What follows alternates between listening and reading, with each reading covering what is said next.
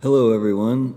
This is Mike Walsh with Grow with Grease, and I am here to talk about how plants grow in nature.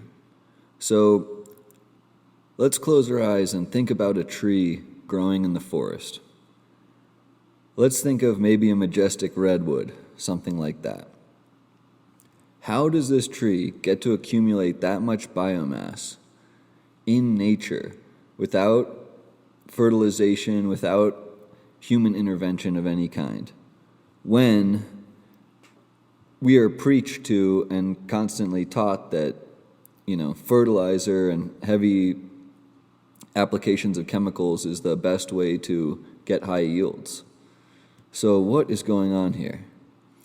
Well, the answer is there's a dichotomy in nature. See, a plant can grow off biology, like the tree in the forest, or a plant is capable of using those same pathways with synthetic chemicals and pre-digested, chemically broken down nutrients, and it can activate the same pathways, get absorbed, and make the plant grow quite well also. The difference is in the micronutrient content and ultimately the quality that is the real hidden backbone, which is the microscopic truth behind the food, fruits, flowers, everything, lawn care, everything that we enjoy, all plants. So you can grow with biology, and I'm going to explain the natural route of how there's been breakthroughs recently that I'm constantly asking why, and trying to get to the bottom of, okay, what's actually going on here? We've always known for years that organics seems to have higher nutrient density, seems to repel pests better, especially planting a big diversity of species all next to each other. They're all going to protect and defend each other, as opposed to the monocrop route where you're planting one species, wiping everything else out with herbicides, fungicides, pesticides, insecticides, and giving them chemical fertilizer because there's not a natural exchange going on between the biology that's there. And it is a great way to get yields. The problem is that it sacrifices our health and the environment. So the best of both worlds would be some sort of balanced approach where we flip this thing upside down, and instead of using the fertilizer as the main backbone, the quote-unquote synthetic fertilizer, maybe we start reducing that amount by quite a bit and using it more as just a biostimulant. And let me explain again what's going on in nature and how this is happening and how we can kind of come back to that approach.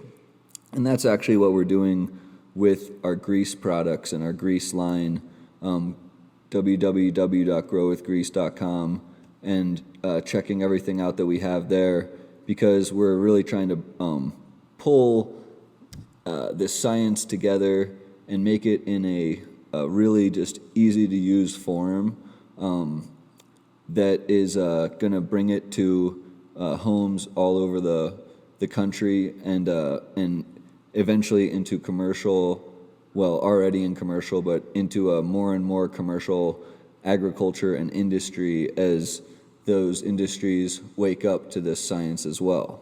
And this is all completely legitimate science. Let's start picking apart the biology. So how does a plant grow in nature? It uses mostly its surroundings and its environment to culture a nutrient exchange and harvest the neg entropy, or harvest the energy, available resources and energy around it. In this case, for a plant, say a tree in the forest, its two biggest resources, well, it's going to be three, but their two biggest resources that it's constantly really eating and taking in is going to be light energy and then airflow and air exchange. And, it's going to be carbon dioxide and nitrogen out of the air as well, most primarily. There are other elements in the air, but those are the two main ones. And if you break down a plant and do an ash residual test and look at what's actually inside a plant, it's going to end up being about 70% water and 28%, usually between 20 and 28% carbon, and then around 5 to 7% nitrogen, and then a very small amount of all the other residual elements. And that's a plant out in nature. So let's think of the main things that it's pulling in: carbon and nitrogen. The carbon's coming from the CO2 in the air, primarily, and the nitrogen is coming from the little bits of nitrogen that is available in the environment in a soluble form due to microbial activity, but primarily the nitrogen that's in the atmosphere. And atmospheric nitrogen that's absorbed through primarily bacteria, nitrogen-fixing bacteria, that the plant takes into its roots and then pumps all throughout the plant. And let's explain this process by pumping them throughout the plant. It's selecting certain species, redistributing them throughout the plant so it can also perform the same function, this nitrogen fixation. However, there are more specialized species that go to different aerial parts. For example, there's going to be some that live in the stem, some that live in the roots and stay just in the root system, then some that go up, are deposited and live in the stem, out onto the petioles, onto the leaves, different communities. And then there's going to be different communities that live in the leaf hairs, so the trichomes. So the leaf hairs, the stem hairs, sometimes roots even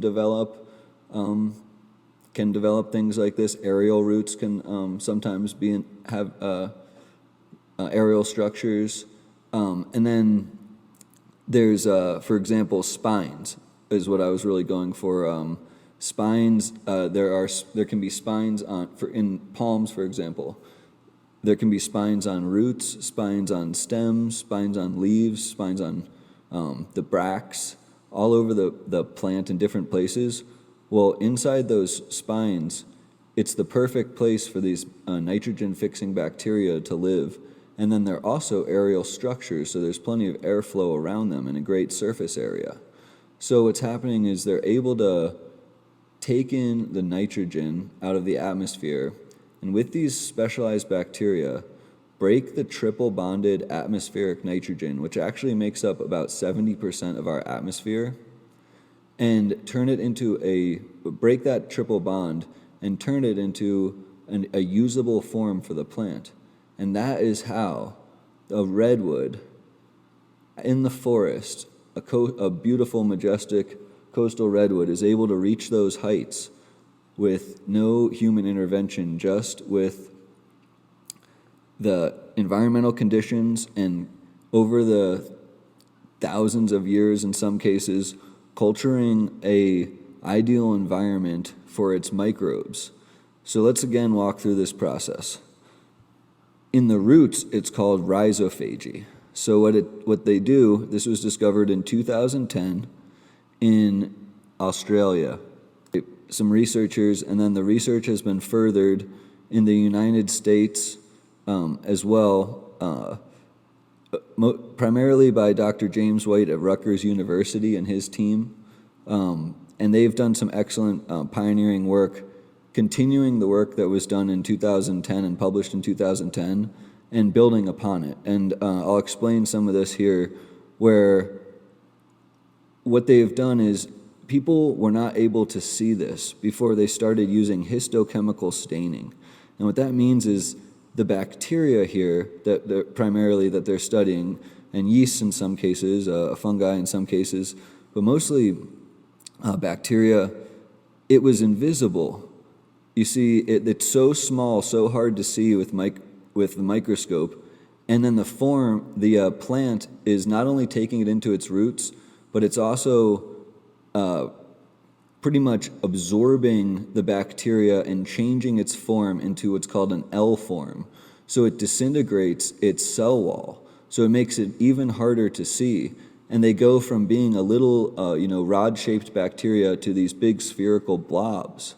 And they're clear until they started staining them with these histochemical stains.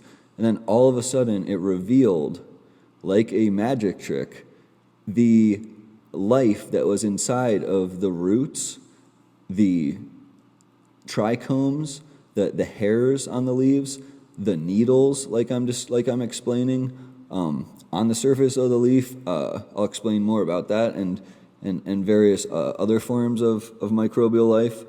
And then ultimately on the glandular trichomes, which is this superstructure. And it turns out to be the most efficient structure of being a tiny little bioreactor. And that's how you can think of the hairs and even the roots and the root hairs. And basically, they're these tiny little bioreactors where they're actually incubating these bacteria that the plant selects for and attracts to it by emitting certain sugars from photosynthesis.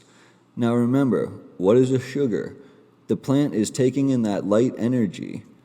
Like we talked about, it's eating the light and it's eating the air and taking in mostly those as the main resources.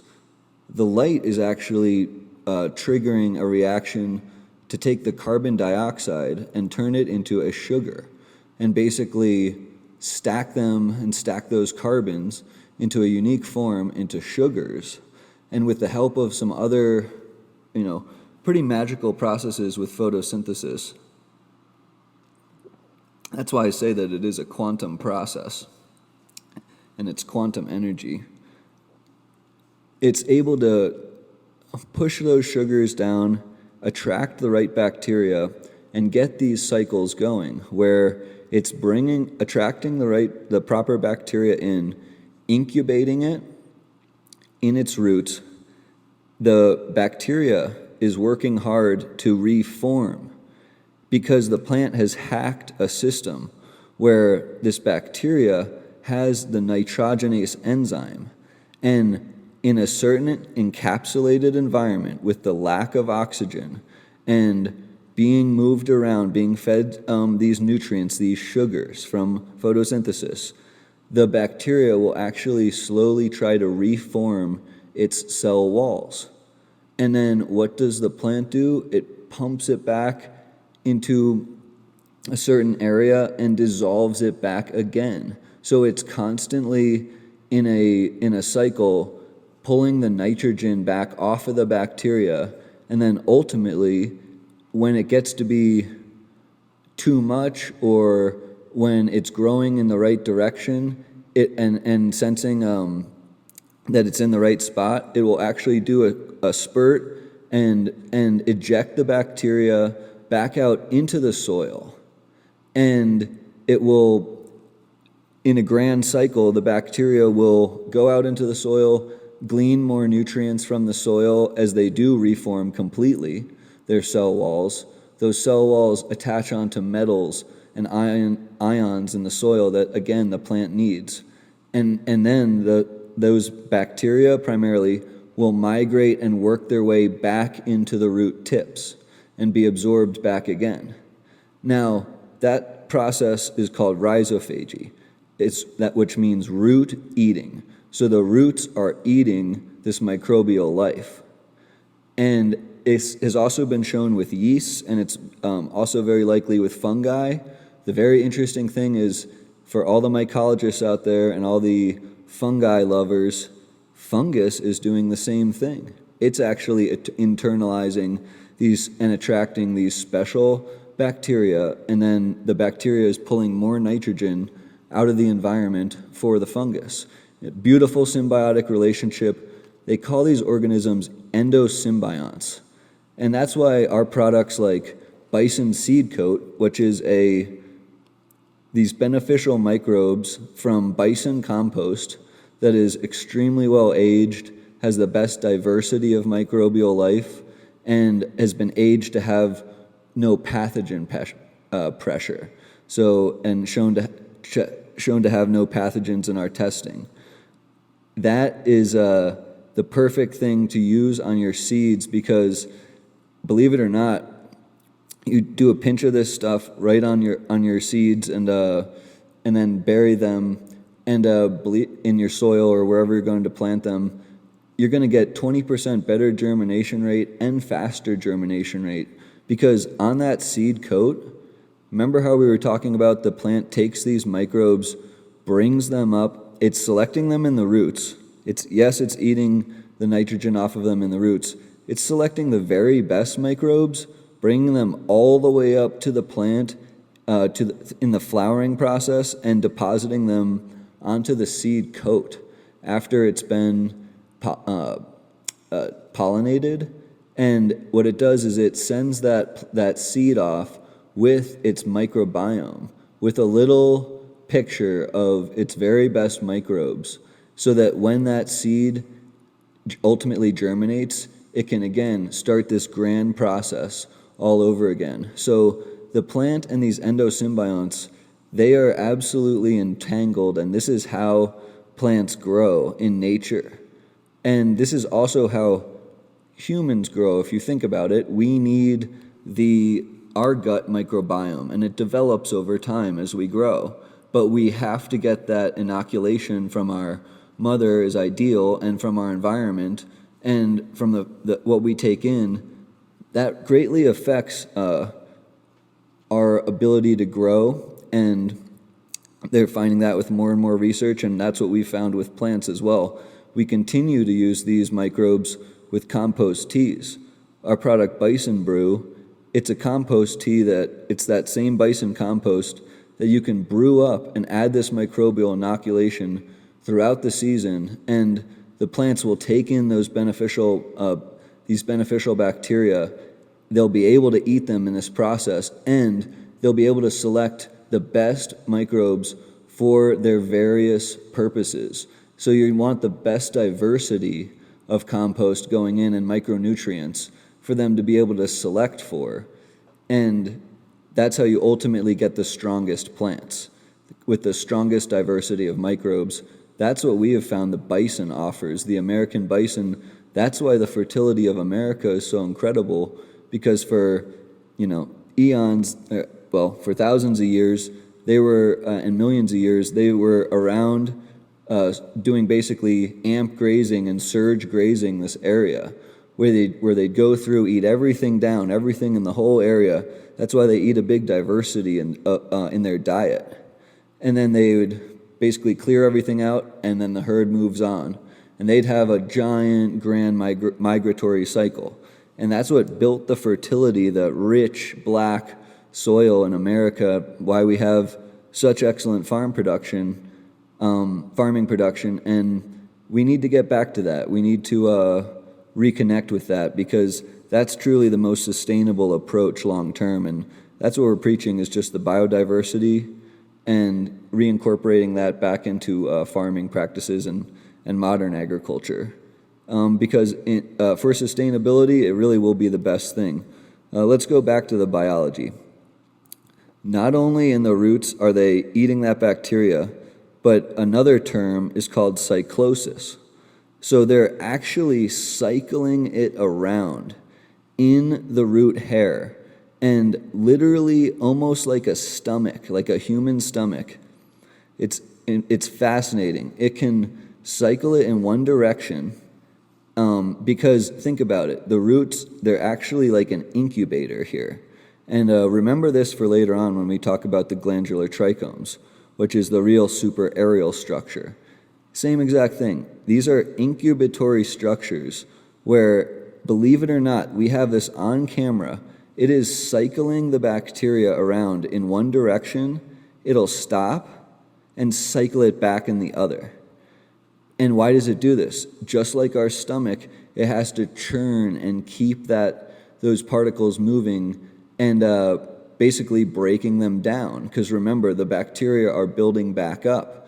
They're breaking the available nitrogen, and they're getting stronger. So the plant has to release what's called superoxide. And this is a compound very similar to what you would know as like hydrogen peroxide. But it's actually an even stronger form. And this compound is incredible. This is really how plants in nature survive and control this process. And we'll explain it some more too. So the plant almost is using an acid bath in a way. Think of it like that, to continuously break down the skins of these bacteria. Ultimately, they do push them back out into the soil, so they will regrow and regenerate, but some are probably fully consumed, and in a way, the plant is culturing its own environment this way.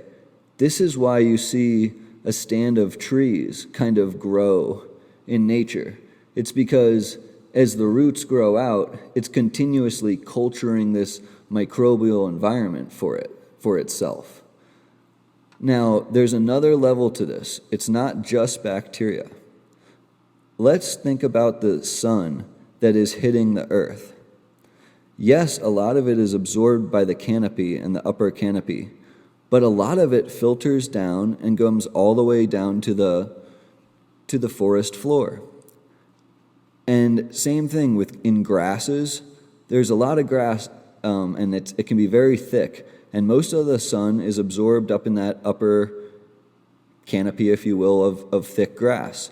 But right down at the base and down around the edges, there is the soil. And sure enough, solar energy does hit there. What grows there? It's cyanobacteria. Basically a form of algae, a form of bacteria, but it's actually photosynthetic. And it creates what's called a biocrust. So the very top of your soil is actually photosynthetic too, and can be. And it certainly is in the soil, in the forest, and then best exemplified by things like mosses, where the cyanobacteria lives on top of the moss, and again, there's a symbiotic relationship there. So that's another place. Moss and lichen is a place where you can actually really physically see it. But let's also think about the compounds that they create. So they're all the way down. They're trying to harvest the least amount of light. These algae. And they're very important for holding the soil together. They secrete a lot of things like exopolysaccharides and compounds that hold the soil together, glomalin, and basically it's and some of the fungus produces compounds like that, like glomalin.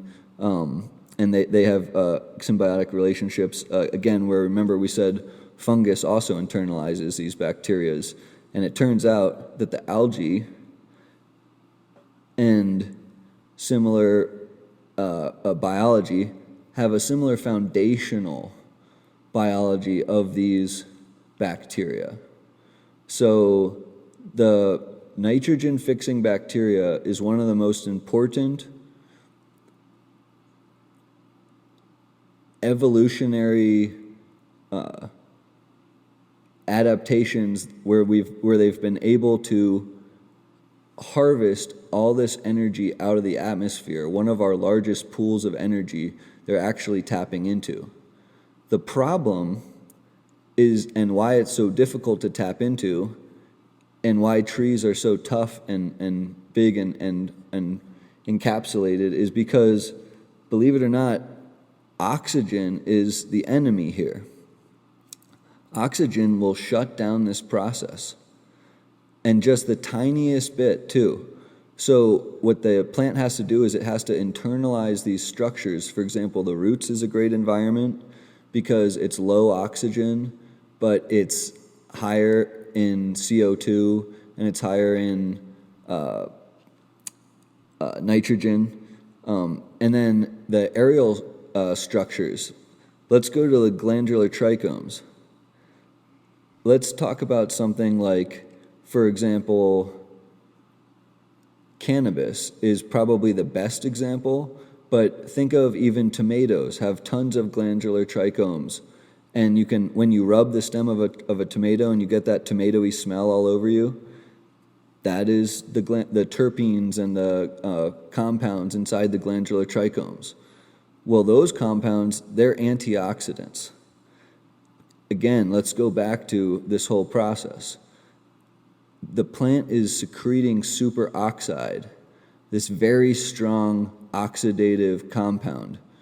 So to counteract that and to preserve its cell walls itself, it needs to produce some strong antioxidants. So let's think of the glandular trichome of, say, cannabis. It's producing tons of terpenes and cannabinoids. And those are very, very strong antioxidants to protect the structure, the superstructure, these bioreactors.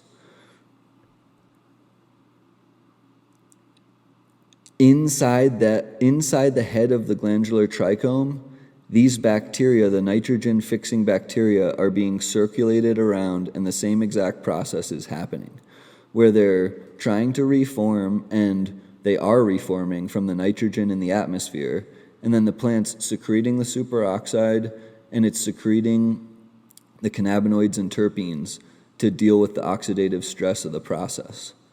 So it's this beautiful nitrogen bioreactor, and there are so many of them. Talk to anyone that's doing macro photography and looking at these structures, because you literally have to be zooming into that level to even start to be able to count them. There can be so many on just a single calyx. So it's really incredible. It's really dynamic. There's different sizes of them. They have different, there's different morphologies of the trichomes, but the same structure applies. The same general idea applies, where it's a spherical head to increase the maximum surface area connection to the air so that it can absorb the nitrogen out. And then also, the plant is so smart, the same compounds, the terpenes and cannabinoids, and the structure itself being spherical, acts as a diffraction mechanism, and it helps with the light absorption and the photochemistry of the structure as well, because it can be absolutely cooking out there, tons of UV pressure, which is also oxidative pressure, actually, another reason to be producing the cannabinoids and the terpenes. That oxidative, basically all stress within the plant is oxidative. That's why these compounds are so important.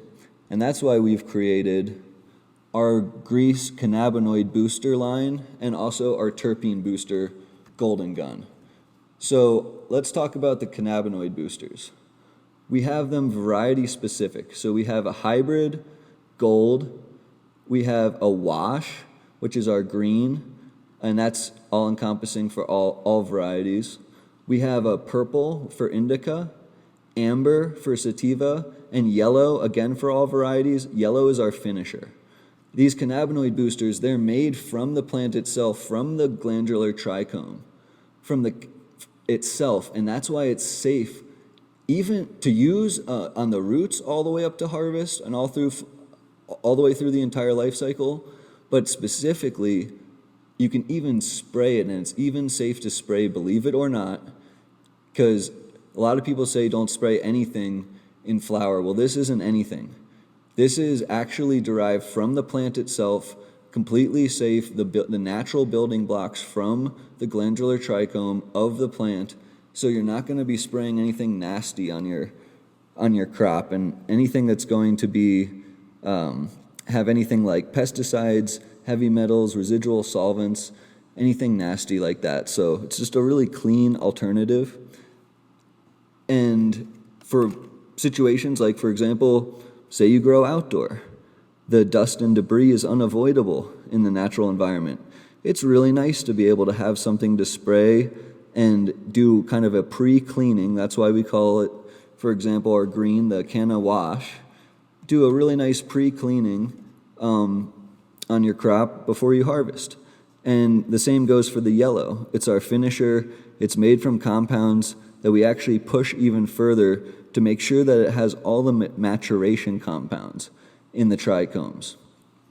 Because these trichomes are so dynamic, they produce actually up to 300, 400 different compounds when you're looking at all of the biochemistry that's going on inside this bioreactor. And it's amazing because cannabis happens to be the very best example, the very most efficient plant at pulling that nitrogen and breaking that triple bond out of the atmosphere. That's why it grows so fast. I had always wondered, why is cannabis the fastest meristematic growth and up there as some of the fastest growing plants in the entire world? This is why. It's the most efficient structure at pulling nitrogen. Nitrogen is very critical to the speed of growth of the plant. Now, you can turn this process off by feeding the plant too much synthetic nitrogen. Where is the line? It's unknown, but probably about 25-30%. So when you start going over that threshold with your synthetic salts and nitrogen, you're actually going to be turning this process off because the plant no longer needs to produce the bacteria. It's getting the nitrogen spoon-fed by you. So all of a sudden, there's some bacteria in there, and it's still producing some cannabinoids and some terpenes, but it's actually a lot more difficult to produce that same 300, 400 amazing variety of compounds that can be in this structure. All of that is due to the diversity of the bacteria. So as soon as you lose that diversity, you lose the strength of the diversity of compounds in the end product. The same thing goes for vegetables. That's why our food is less nutrient dense today. That's why an orange that you eat today is 1/8 the nutrient density of the orange that your grandparents ate. So it all ties together, and it's basically we're shutting and actually turning off these genes where the plant has to really work hard, work with the biology and work in nature, and make conscious decisions, frankly, to culture this bacteria. And it does this all with biology. And the more diversity that you throw at it, the stronger it can push itself.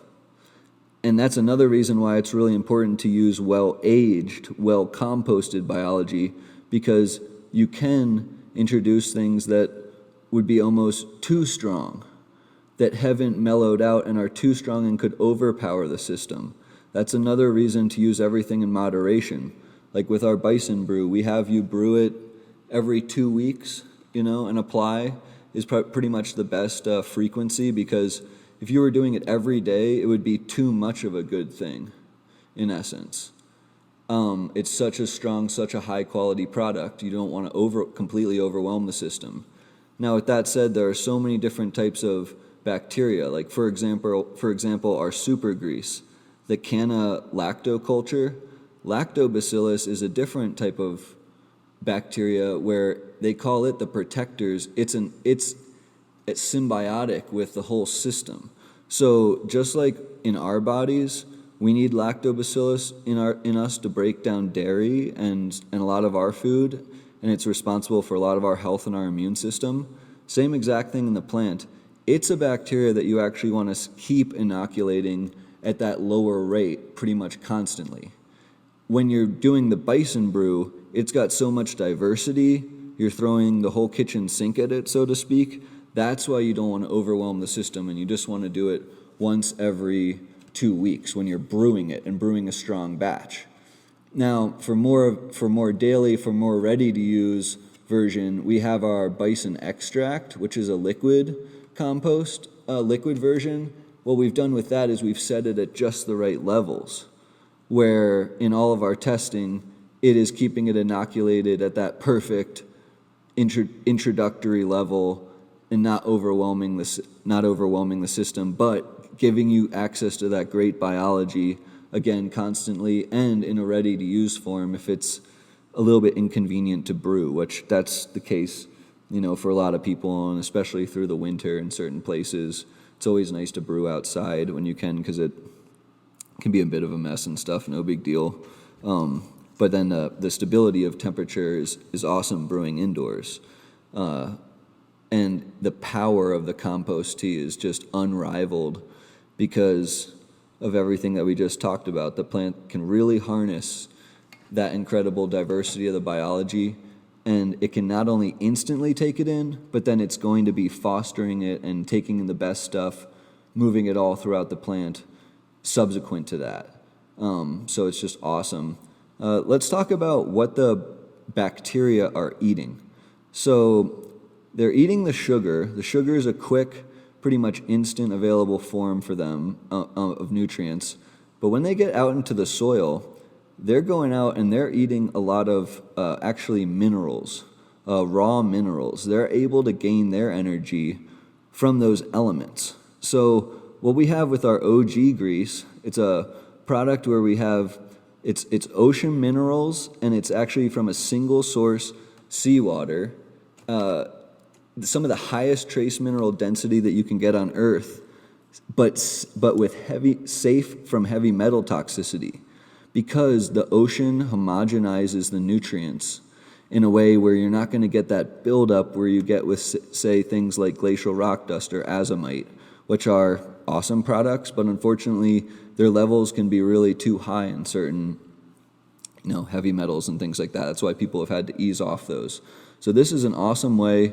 We call it OG grease, named after the old ocean grown, because it's some of the best product. It's there's something about the trace minerals out of the salt water, and specifically we've scoured the earth, got the highest trace mineral density in this product, and the minerals are actually feeding this beneficial bacteria.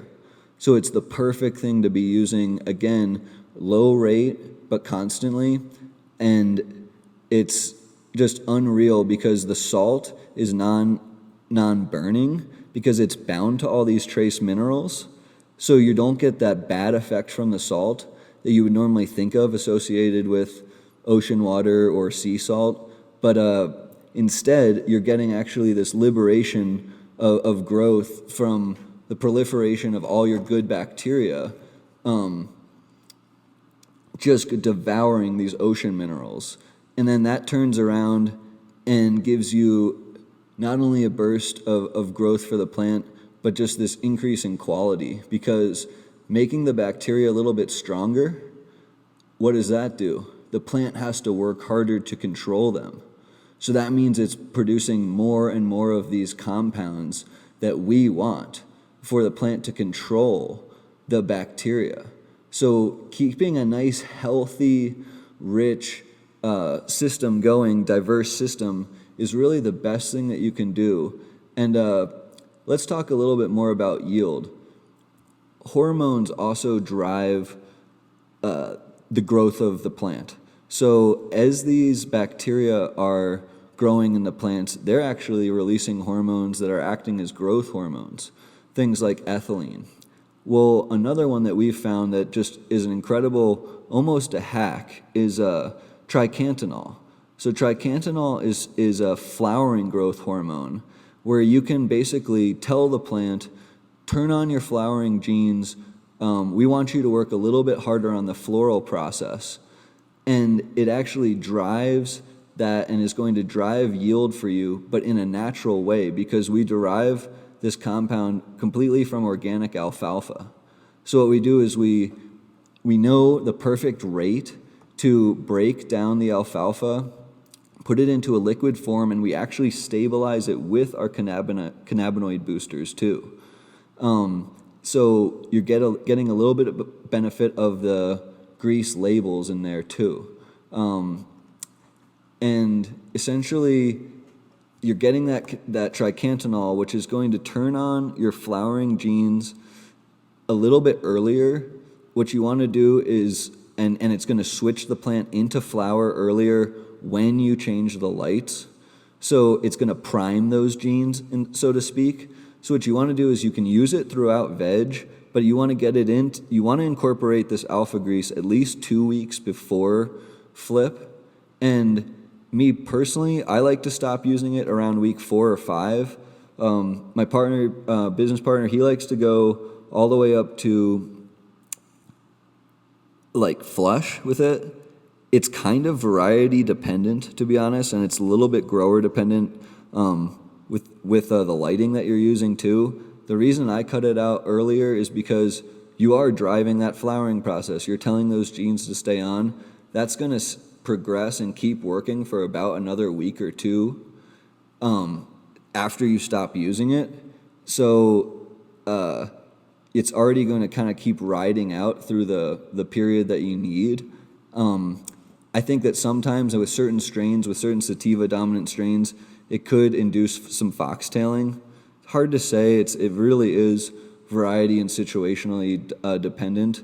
But you're safe to run it to the end, up to flush.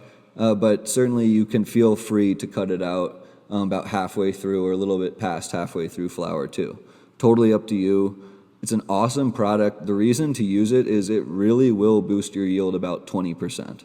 So you're telling the plant to drive and push floral development, and even just switching into flower that maybe week earlier, that's going to gain you almost 20%-ish, 15-20% just on your time frame, your total flowering time. So you're going to gain a lot just with it flipping sooner and having that additional speed going into flower. So let's talk about some of the coolest new products that we've come out with recently. But let me also circle back to the discussion about biocrusts. And out here, we live in Colorado, down into the desert Southwest, and throughout a lot of deserty locations, you can see areas of sagebrush or even bare land. Have you ever seen a mud flat where it kind of cracks and you see just that broken earth, like dried out kind of a cracked earth look? Well, those little mounds, the cracks, are actually biocrusts. And if you go to a place like a sagebrush area, it's kind of intermittent. Like there'll be open land in between the sagebrush. All within that open land, it's loaded with cyanobacteria. And same thing, it's holding the whole soil together. What we did is we got the best compound from this cyanobacteria that helps it with light harvesting. For example, like the cyanobacteria that are at the bottom of the forest canopy, and they're getting very low light. And get this, the same cyanobacteria, different species of it, but they use the same compound, and this is where we found the hack, are out there in the desert, and they are actually using it as a sunscreen and for highlight conditions. Well, with all the LEDs and with all the highlight conditions that we're using these days, remember we used to grow with HPS that was about 10% efficient. Now we're growing with LEDs that are 80% efficient, and a lot of people are growing indoors and outdoors with full sun exposure. Basically, there's a lot of stress from that UV and from high light. And then conversely, there can be thick parts of the canopy down low that are getting low light that almost need more light harvesting. Well, this compound phycocyanin, we've found that in all of our testing, it increases growth for faster growth, and it also seems to increase your immune support. Now, we call it blue grease. We've dialed it into the perfect levels and made it in a liquid, available, ready-to-use form. Honestly, we're seeing better colors come out, and just the health and the faster growth. And the best part is, it's a great addition to, or even a replacement for something like a kelp extract.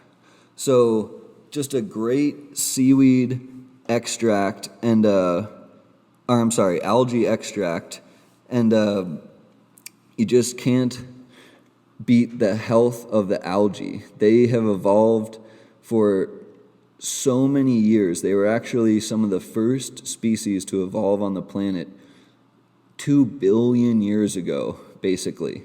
And they were working so hard out in the ocean to oxygenate the environment.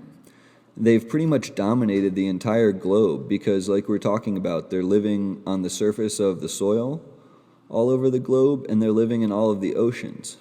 So the cyanobacteria is a very, very important light harvesting species for life on Earth. And we feel that we've hacked one of their best mechanisms, and we're bringing that to you to bring that health into your garden at a very, very affordable price. Our small bottles of that cost less than $20, right there at $20. So some of the other most exciting products that are new we're just like really, really stoked to bring out is our Canna FPJs.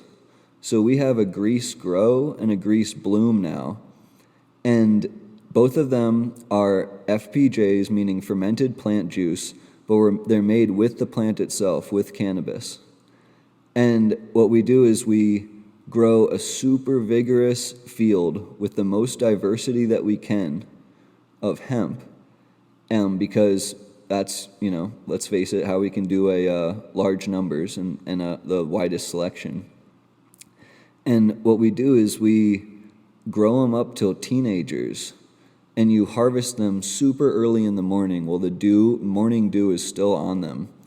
And you actually ferment them down in sugar, in molasses for 2 weeks, and at least 2 weeks. And what it does is it breaks the entire plant down and ferments it down, all those beneficial vitamins, hormones, you name it, the nutrients, the macronutrients, the micronutrients, all the good biology that we're talking about, all those endosymbionts, they're all kind of broken down into a beautiful cocktail.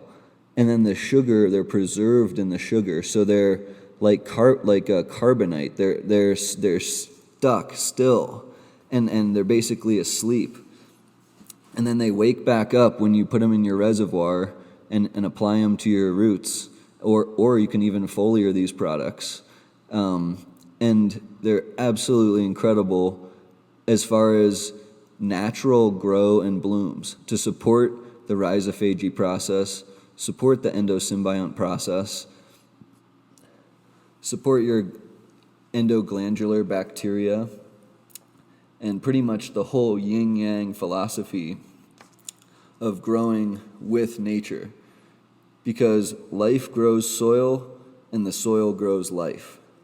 And doesn't matter, you can be using cocoa, you can be using hydro, you can incorporate these products into your grow, and even if you're using all salts, no problem, you can start to use these products, even just the grease labels, and start to pull things over and reincorporate some nature back into that grow. That's going to be so beneficial.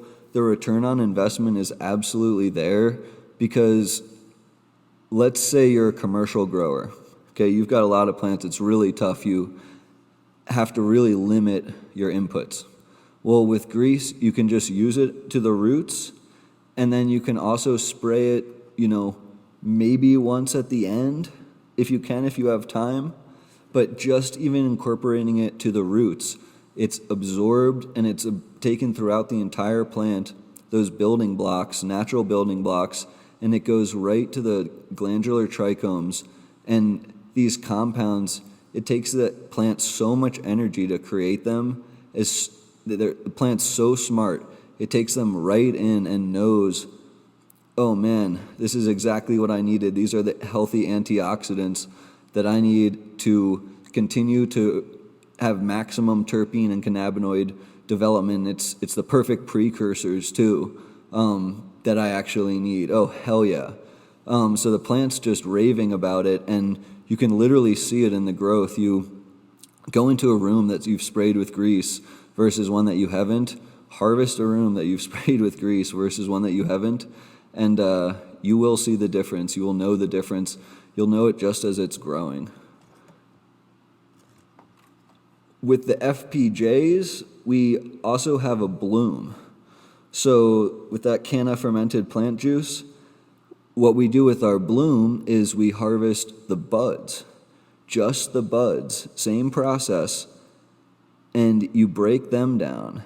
And let's talk about that for a second. You're getting all the flowering hormones, vitamins, minerals, all the biology in that flower that's producing that floral development. You're also unwinding it, breaking it back down through the power of fermentation to all the building blocks. So you're harnessing everything in there in that incredible superstructure. Like we talked about, the most efficient biology at pulling this nitrogen naturally out of the atmosphere and giving your plant a natural boost. So we're unwinding that and spoon feeding it back. This is exactly what happens in nature. The plant will drop back down and drop its buds and feed them back to the soil. And remember, these are soil microbes. It's breaking down into the soil and they're being reabsorbed. And this is a grand process. It also happens in the leaves of trees, and it happens in the buds on cannabis. And it's such a beautiful process because it's continuous, it's sustainable. This is how a natural stand of cannabis can survive and be a true land race in the middle of nowhere, living off of pure nature. That's where all these plants came from. That's what we're trying to reincorporate. We're trying to just bring the good biology back in and still allow the wonderful yield of current agriculture.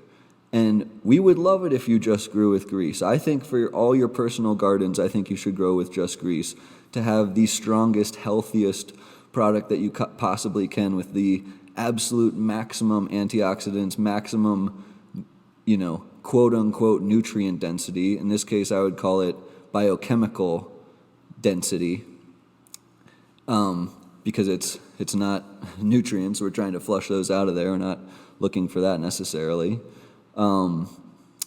But just and it runs incredibly clean too. It's going to help clean up anything else that you are doing, basically.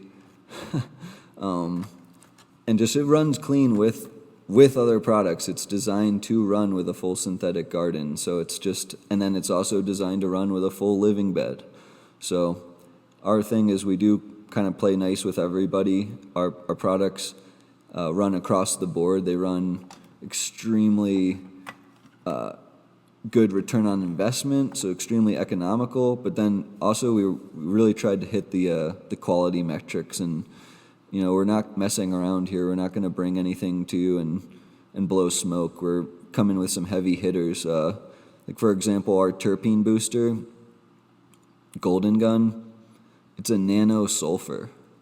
So we've broken down sulfur down to literally changed the chemistry of it to a nanoparticle, and you can see it in the product. Have you ever seen elemental sulfur? For example, from like a sulfur burner, things like that, you see those yellow pucks, or you've seen guys harvesting it. It comes out pure raw yellow. Through our process, it breaks it down to actually chemically to the nano level, and it turns red. So you know that it is in nano form because physically you can see the liquid is red, and you spray this stuff with a wetting agent. It spreads so clean and sprays so well. It's really nice. It's not as likely to burn and is way better for phytotoxicity reasons. So we don't like to spray it in flower. We only have you spray it up to the last week of veg, and do kind of a pretty heavy spray there. So, a nice heavy cleaning spray right as you go into flower, because as we all know, sulfur doubles as an awesome insecticide for russet mites, things like that, and then also